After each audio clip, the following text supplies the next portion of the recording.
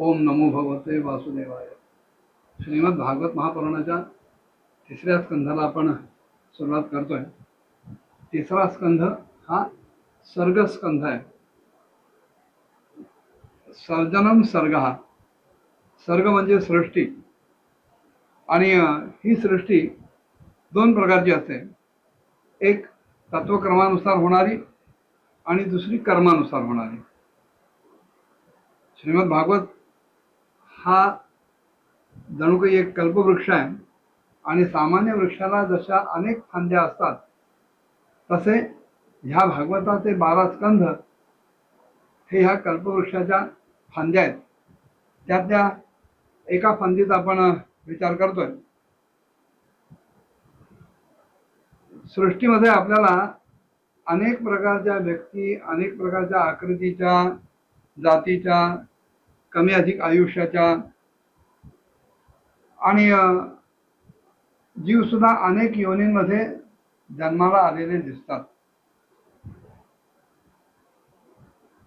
ह्या सर्वांच्या निर्मितीमध्ये भगवंताचा हात आहे असं स्वीकारल्याशिवाय आपल्याला गत्यंतर नाही। कारण कोणी कुठे जन्माला यावं ह्याचं कोणालाही, ना मनुष्य मात्राला, ना मनुष्य तर अन्य कोणाही प्राण्याला स्वातंत्र्य। प्रत्येक जण आपल्या पूर्वकर्मानुसारच जन्माला येतो। जी अभुक्त कर्म आहेत, कर्मांची अभुक्त फळं आहेत, ती भोगायला ह्या जन्मात येतो, आणि ती फलं भोगण्यासाठी म्हणून जशा प्रकारचा देह अनुकूल असेल तशा प्रकारचा देह घेतो। एका मनुष्य जन्मात सुद्धा अनेक प्रकारचं वैविध्य आपल्याला आढळाले। मनुष्य जन्माला आल्यानंतर सुद्धा त्याच्या शरीरात नाना प्रकारची जी स्थित्यंतर होतात ती सुद्धा त्या अभुक्त कर्मांच्या भोगासाठी घडवून आणलेली असतात। तेव्हा व्यक्तीच्या आकृती, जाती, आयुष्य आणि त्यांचा विविध योनींमध्ये जन्म या सर्वांच्या मागे भगवंताचा हात असलाच पाहिजे असं मानणं हे आवश्यक ठरतं। सृष्टीची अचिंत्य रचना परमात्म्याच्या स्वीकृती वाचून होणं शक्यच नाही, ती सिद्धच होऊ शकत नाही। गवताची पाती सुद्धा रासायनिक किंवा अन्य कुठल्याही प्रयोगशाळेत निर्माण करता येत नाही। सारखं काही तयार करता येईल पण तेच नाही निर्माण करता। गवतासारखं दिसणारं गवत कदाचित रासायनिक प्रयोगशाळेत निर्माण करता येईल, पण गवत, जिवंत गवत निर्माण नाही करता येणार। तेव्हा भगवंताने ही जी काही सृष्टी निर्माण केली त्यातलं महत्त्व, आकाश इत्यादी महाभूत वगैरे हा जो प्रकार आहे तो तत्वक्रमानुसार होणार आहे।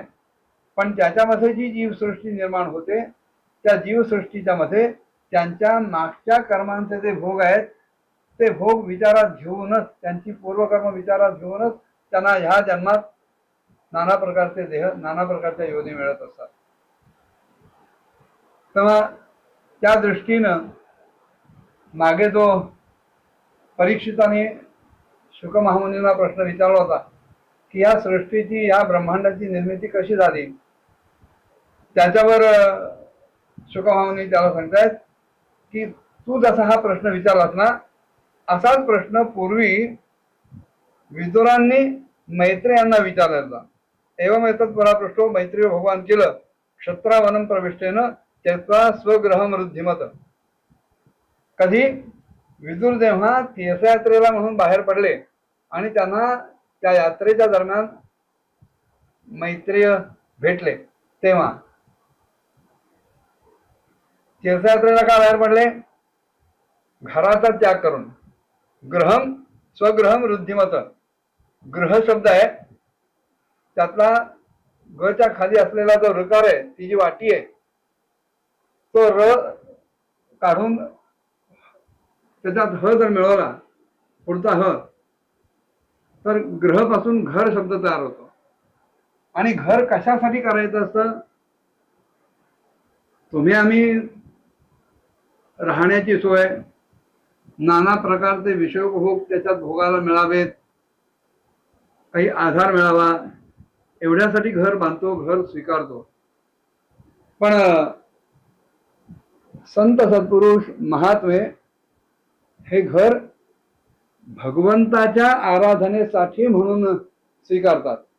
मग त्या घरात बाकीचे विषयोपभोग असले नसले त्यांना फरक पडत नाही. ज्या घरात भगवंताची आराधना करायला अनुकूलता मिळेल, शांतता मिळेल, चित्त एकाग्र करता येईल, ते खरं घर. तेव्हा हे घर जेव्हा भगवत आराधनेला उपयुक्त ठरलं नाही, तेव्हा विदुरांनी ते घर सोडलं. ते दूषित होतं, तोडकं मोडकं होतं, पडकळीला पडायला आलेलं होतं, अशा प्रकारचा काही प्रकार नव्हता. वृद्धिमत म्हटलाय, सर्व प्रकारचं वैभव त्या घरामध्ये होतं. पण त्या घरात यापुढे राहणं शक्य नाही असं झालं, म्हणून विदुरांना ते घर सोडावं लागलं. मग ह्या घरात राहणं शक्य नाही असं का वाटलं,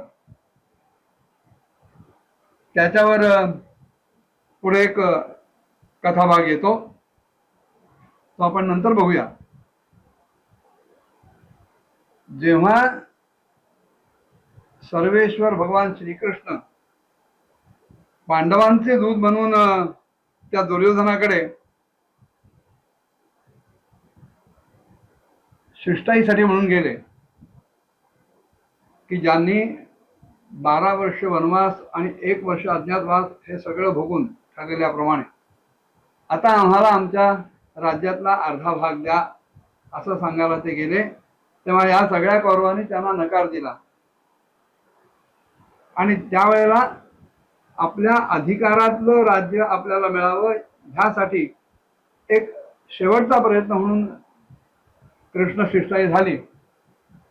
त्यावेळेला भगवान श्रीकृष्ण दुर्योधनाने निमंत्रण देऊन सुद्धा त्याच्याकडे न जाता आणि विदुरांनी बोलावलेलं नसताना सुद्धा विदुरांचं घर म्हणजे आपलंच घर आहे असं समजून विदुरांकडे ते गेले.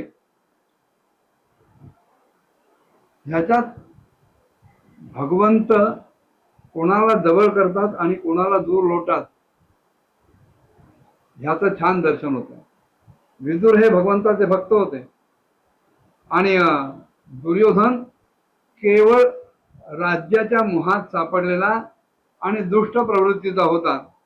त्यामुळे भगवंत त्या दुष्टाकडे ते गेले नाहीत, त्यांनी बोलावणं करून सुद्धा, आणि भक्तांना न बोलावता सुद्धा भगवंत भक्ताचं घर हे आपलंच घर आहे असं समजून तिथे गेले.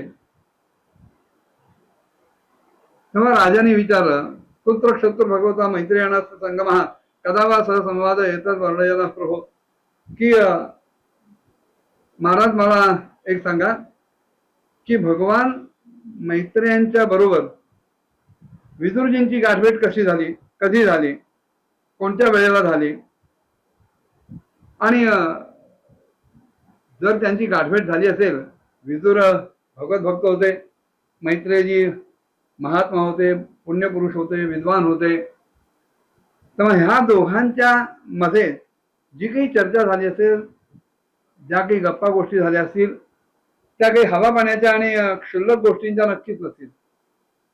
नक्कीच त्याच्यात काहीतरी तत्व चर्चा झाली असणार. तेव्हा आपण ती जी काही चर्चा झाली ती मला सांगावी, कारण मैत्रेयांनी सुद्धा विदुरांनी प्रश्न विचारल्यानंतर त्यांचा अभिनंदनपूर्वक अतिशय मोठा गौरव केला असं मी ऐकलं. हा सगळा कथाभाग सांगताना सूत शौनकांना सांगतायत की राजा परीक्षिताचा हा प्रश्न ऐकल्यानंतर शुकमहामुनी अत्यंत प्रसन्न झाले, संतुष्ट झाले आणि म्हणाले, राजा ऐक. ते काय म्हणाले पुढच्या भागात बघूया. ओम नमो भगवते वासुदेवाय.